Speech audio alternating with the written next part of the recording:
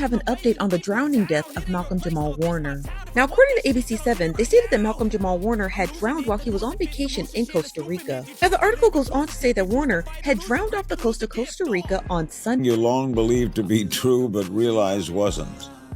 Well, as one of the main opponents of the Illuminati, I always wanted to know what information they had that we didn't. Part of me that I will be able to leave this earth, knowing and people knowing that I was a good person. It's fragile, and in the blink of an eye, You never know. you never know. So speaking of legacy, what do you hope that your legacy is going to be? Welcome back to your daily dose of scandal and glamour. Let's spill the tea on today's hottest drama. Katt Williams been speaking on this for years. He said straight up, if you don't follow Hollywood's rules, especially as a black man, they'll toss you to the side like you never existed. And when you really sit back and look at Malcolm-Jamal Warner's journey, it clicks. He didn't chase clout. He wasn't begging for fame. He actually turned down roles that made black men look like jokes. He wasn't out here dressing up like somebody's auntie for laughs or acting goofy just to get a check. Nah, Malcolm kept his pride, stood 10 toes down, and what did he get? I spent, so much of the early part of my life listening to, being celebrated on one hand, but paying way too much attention to the naysayers. Silence. Not because he lacked talent. Come on, the man had skills. But because he refused to play puppet, they froze him out the game. Now that he's gone, here comes the love parade. Suddenly, every media outlet and celebrity want to cry, legend, and say he was underrated. But where was all that praise when he needed it most? When he was grinding on his terms, keeping it solid, where was that energy? This ain't just some wild theory either. Katt Williams been sounding the alarm on how this industry treats the ones who say no. He warned us. He exposed the blueprint. If you don't dance for the cameras the way they want, they'll bury your career quietly. So let's really dig into what Katt's been exposing, what Malcolm stood for, and why all this fake love showed up after the man passed. Malcolm-Jamal Warner, forever remembered as Theo from The Cosby Show, tragically passed away on July 20th, 2025. He was enjoying a quiet family vacation in Limon, Costa Rica. The first things we saw when we pulled up to the beach, signs in Spanish and English warning people about potentially hazardous conditions. This sign even giving a roadmap for how to escape a... When disaster struck, while swimming with his 8-year-old daughter, they were both caught in a deadly rip current. That stretch of beach, it's already known for being risky. And to make things worse, no lifeguards were posted that day. Officials had moved resources to other beaches after recent accidents, leaving that area completely unprotected. Surfers nearby spotted the father and daughter struggling in the water. One heroic surfer managed to reach and save the little girl, while another rushed in to help Malcolm. But by the time emergency responders arrived, it was already too late. They couldn't bring him back. Malcolm died from asphyxia caused by drowning. The brave surfer who tried to save him was taken to the hospital in critical condition. Later, an autopsy confirmed the tragic truth. Malcolm's death was purely accidental. What makes this hit so deep is the kind of man Malcolm was. He wasn't your typical child star spiraling into chaos. He grew up in the spotlight but never lost himself. No scandals, no drama, just a man who stayed real and true to his values. And now, he's gone, just like that. Malcolm-Jamal Warner wasn't just a talented actor. He was the full package. A self-made multi-millionaire, Emmy-nominated star. Even before conception, we were very clear with that. And I knew that I needed a girl first to kind of ease me into it, because I have a pretty good idea of what kind of father I would be. So I needed a girl to kind of, slow me down and warm, soften me up, if you will. So for me, raising my daughter, I came into fatherhood already with a certain maturity and certain understanding of male-female dynamics. And with a girl, all of that starts with the father. So I've always, since I literally pulled her out of My wife. Grammy-winning musician, published poet, respected director, and outspoken activist. And on top of all that, he was solid in his personal life too. No messy breakups, no scandals, no kids outside his marriage.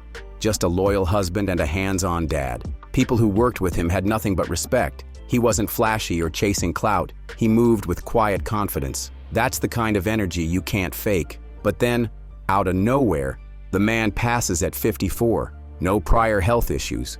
No signs. Just gone, in the middle of paradise with his family, during what should have been a peaceful vacation. That's what stings the most. The only tragic part about Malcolm's life is how short it was. Because everything else, he won at life. But here's the issue.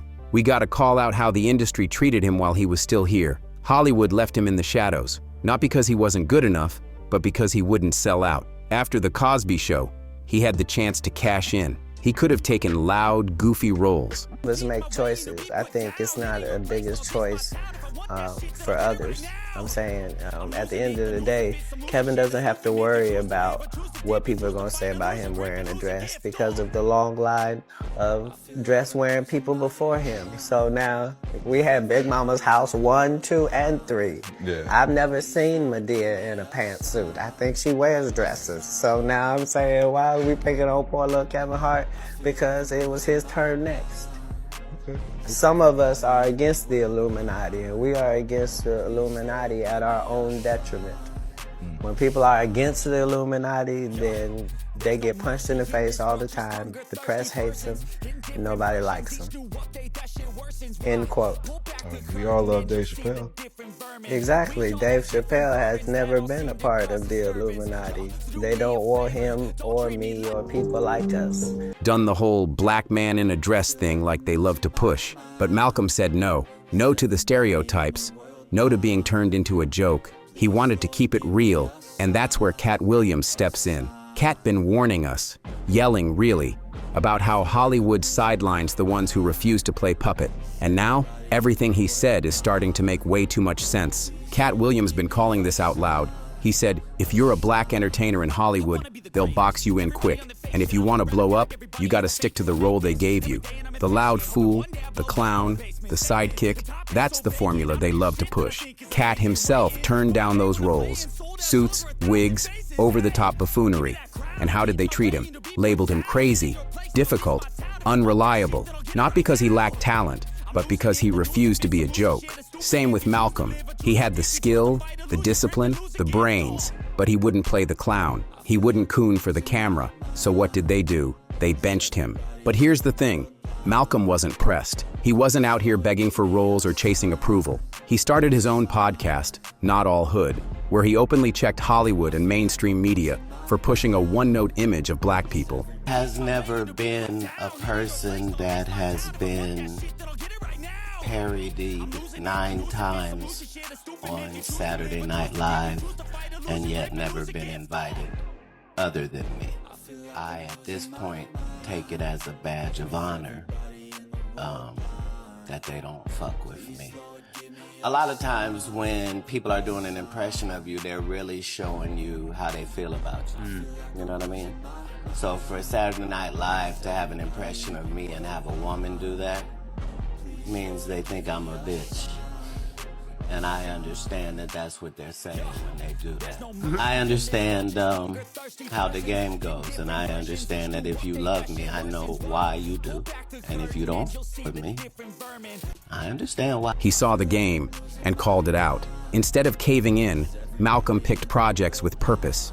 He worked on documentaries, stage plays, and films that highlighted black history, education, and systemic injustice. He made it clear he wasn't here to entertain stereotypes, and in 2021, Malcolm went even deeper. He wrote a bold op-ed for the Television Academy, where he exposed how white network execs, white writers, and white directors still hold the keys to how black people are seen on screen. He said straight up, during the rare times those gate hinges loosen, black folks might get a peek in, but we're never the ones holding the door. Malcolm always saw through the illusion. Yeah, black creatives might get some input, maybe even a fancy title, but real control? Nah. The stereotypes still sneak through, even when the characters are doctors, lawyers, or CEOs, just dressing up the same tired roles with a new paycheck. And Malcolm wasn't having it. He also wasn't shy about calling out modern rap and hip-hop either. He spoke directly against the misogyny and toxic masculinity that's been eating up the culture. Instead of hyping the drama, he pushed for healing and accountability in the community, something a lot of folks in the game avoid. And when that Kendrick versus Drake beef exploded all over the internet last year, There should be a moratorium on both of those words in hip-hop because it's low-lying fruit, it's so easy, everybody fucking does it, to the point that it's corny. Like there are MCs who I love, who I cannot listen to anymore because I love J. Cole. But I had to stop listening to J. Cole because I got tired of hearing nigga and bitch as much every 2 sentences because he's proven himself to be such a incredible lyricist. that you think it's just too low-hanging fruit for him to use those words. I feel like Malcolm didn't bite his tongue. He called out how the culture only seems to go viral when it's built around negativity. That's the kind of stuff he refused to co-sign. So when Katt Williams says the industry only puts you on when they can control your image, this is what he's talking about. Malcolm refused to play that game. He wanted to show black men as complex, educated, real people, not just jokes or sidekicks. People expected him to ride that teen heartthrob wave forever or switch lanes into silly side roles. But Malcolm wasn't chasing clout, he was chasing purpose. He passed on roles that would have made him richer, but stripped away his respect. And while other black actors from his era blew up by doubling down on cliches and chasing the bag, Malcolm walked a whole different path and stood tall doing it. Malcolm stayed in his own lane, and yeah, it came with a price. In past interviews, he even hinted that his own team told him straight up, "You're too serious, not marketable enough." Translation, too black, too smart, too real. And once you hear that, you already know what time it is. They stop calling. That's exactly what Katt Williams has been warning us about. If you don't play the fool or tap into the humiliation routine they expect, they'll cut you off and make you disappear like you never mattered. But now that Malcolm's gone, suddenly everybody want to show love. Social media's flooded with tributes, the media calling him a legend, a pioneer, a voice we didn't appreciate enough. But where was all this before? Because Malcolm didn't play the game. Because he didn't chase fame or jump into the typical Hollywood traps. He got ignored. Award shows? Silent. Big platforms? Absent. But now streaming services are leaking old projects, networks hyping tribute specials, celebs posting throwback pics with deep captions. All of a sudden, he's the safe black icon they can package and profit from. And this right here, is the industry's favorite move. They don't honor you when you're alive and real. They wait until it's safe, until you can't speak for yourself, then flip your legacy into a brand. Katt Williams saw it coming years ago. The game only salutes black talent once it's been sanitized, scripted, and stamped with corporate approval. And when you're not here to say, "Nah, that ain't me," that's when they make you a hero. Now here's the part that really cuts deep. Malcolm never switched up. He stayed grounded, stayed solid, and that made him a threat in an industry built on image control. He wasn't out here chasing viral moments or watering down his truth to please execs, and that scared them. He didn't smile when he didn't feel like it. He didn't fake the media-friendly personality, and so they boxed him out. And let's be real, they knew how powerful he was. That's why they ignored him.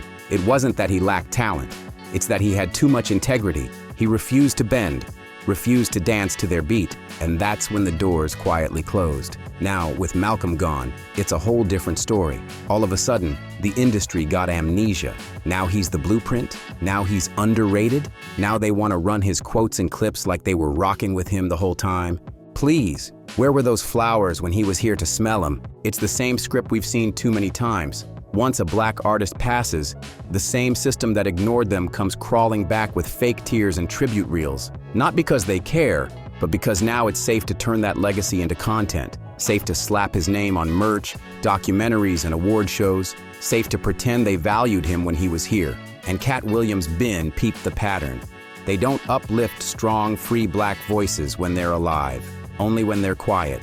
Only when there's no resistance. That's when the machine moves in and rewrites the legacy for clout and cash. It's performative love, and it's tired. So now we gotta ask, is this real love, or just the usual Hollywood cleanup act?